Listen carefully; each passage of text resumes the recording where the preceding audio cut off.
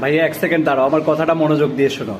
আজ তুমি যার জন্য তোমার বাবা মা ফ্যামিলি তোমার পারিবারিক প্রয়োজন সবকিছুকে ছেড়ে দিয়ে যার জন্য যার পিছে পিছে ঘুরছো না, সে একদিন তোমার আর খবর নিবে না, তোমার সঙ্গে তার কোনো যোগাযোগই থাকবে না। হতে পারে তার জীবনের কৃতকর্ম, তার লাইফের বিভিন্ন ফল্ট তোমার ঘাড়ে এসে পড়বে, তুমি কোনোভাবেই আসলে এটাকে নিতে পারবে না।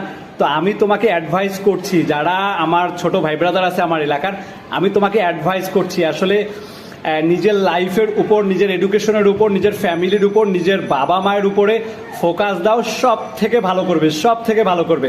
আর হ্যাঁ, আর একটা কথা, সেটা হচ্ছে কখনো থেমে থেকো না। নিজেকে সমৃদ্ধ করার যত উপায় আছে, যত রাস্তা আছে, প্রত্যেকটা রাস্তা অনুযায়ী তুমি যদি সামনে এগিয়ে যাও, তোমাকে আমি বলছি কেউ কেউ আটকাতে পারবে না, কেউ আটকাতে পারবে না।